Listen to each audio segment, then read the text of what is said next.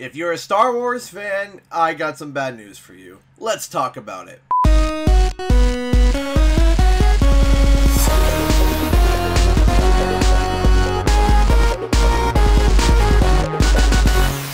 What's up guys, Canadian Guy here, and I am back with a little new show that I'm going to be starting called the CGE News Show, where I'm pretty much going to be bringing to you guys general gaming news, and this is going to be a much faster way for me to be able to get the news to you guys as quick as possible. Don't worry, I'm still going to be doing my other types of videos. These type of videos will be popping out week to week, just talking about other things that are not quite related to the channel, but you know what? I think it's going to be a lot of fun, and I think it's going to be able to be really cool, and it's going to be allowing me to expand my content. So, let's get right into it. So today, we're going to be talking about the fact that my chair is sliding away. Let's readjust. Let's talk about the fact that EA has canceled an open world Star Wars game. Let me repeat that. An open world single player Star Wars game. EA has decided to cancel what was once called Project Orca by EA Vancouver. Kotaku reports that they have decided to shut it down completely at the moment. It was said the reason of being it shut down is simply because it was going to take too long in the development process. Now, I'll get to that in a second because I have a few thoughts on that.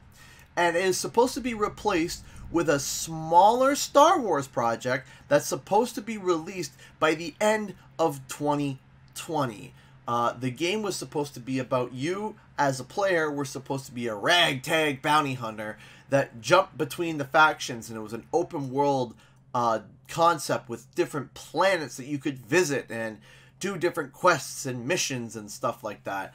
The developers, however, hope that Project Orca could re-enter development if the smaller Star Wars project does well and ends. This project has been worked on since 2007, so 1 year of work has just been flushed down the toilet just because EA thinks that the game's going to take way too long to make. Now, this is a problem for me. This is an issue. Think about this. Star Wars has always been about story.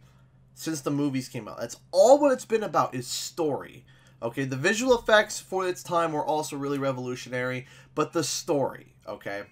Now, the fact that they want to shut down the ultimate, let me rephrase this, the ultimate way to tell a story in open world single player game that goes away from the Star Wars Battlefront fiasco with microtransactions and stuff, which we'll talk about that in a second.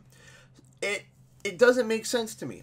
It doesn't make sense that EA does not want to make the investment to create a sheerly story driven Star Wars game when that's what Star Wars is.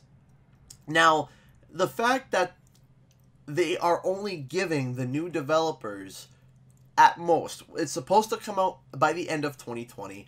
It's January of 2019 right now. That means that if we really wanted to give them the full benefit of the doubt that they would be releasing this game even on December 31st, 2020, it only gives them 2 years? 2 years. That's it. 2 years to make a game. Now, games can be made in 2 years, but man, are they usually rushed. Man, are they usually rushed. And that becomes a problem. That becomes a problem, especially if you're starting from scratch. Especially if you're just, okay, that's been scrapped, now we're restarting. Oh, this is making me uncomfortable because this could also be a mobile game, which, why? Why are you now releasing a mobile game in this market with the absolute flop and terrible, when I say terrible, terrible reception of Diablo Immortal? Then Fox decides to follow the blind, I don't even know why they would do this, and announce Alien Blackout, without announcing the fact that there would also be another Alien game coming for the console. Like, they said that there's more coming, but they didn't show anything. They did the exact same mistake that Diablo made. So you're taking 2 years to make a from the ground up Star Wars game that's supposed to be smaller than the single player open world experience. EA, what are you doing? EA, what are you doing? You've already sunk a year into this game. You've already sunk 1 year into this, and now you're shelving it? Why? Why are you doing this? Now, another thought that I had is maybe this is a blessing in disguise. Maybe this is just a great, great blessing, and the reason why is because EA has been penny and diming its customers to absolute death.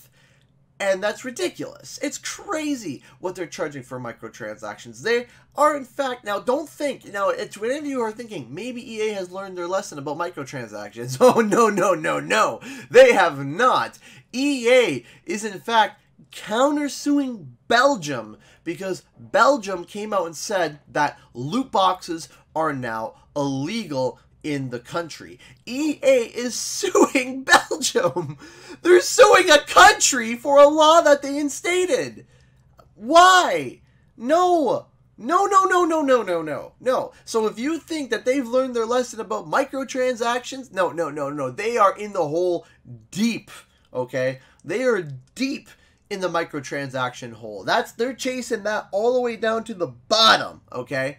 So to think that they won't fill that open world, that beautiful open world done in the Frostbite engine with nothing but microtransactions and day one DLC and future DLC that would literally add almost nothing to the game, you would be fooling yourself.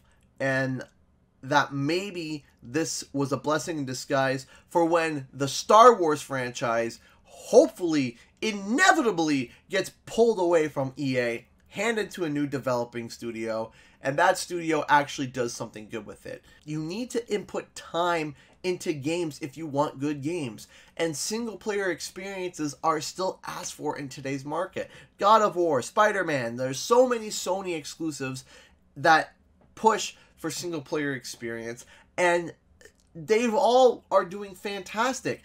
Spider-Man has sold 9 million units. 9 million units. That means 10% of all PlayStation users, own a copy of Spider-Man. That's crazy. That's massive. And EA doesn't want to invest the time into that.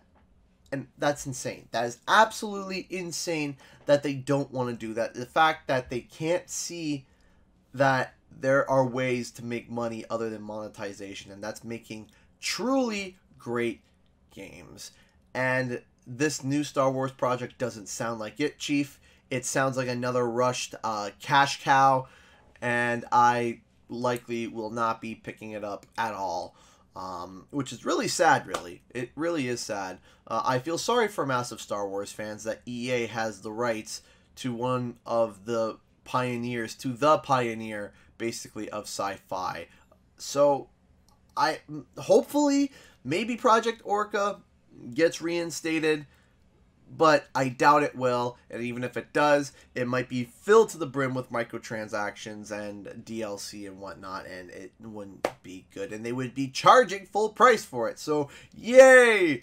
Anyway, guys, that's all for today. I hope you liked the new show. I'll be coming out with more stuff soon, more news stories, and more content for you to watch.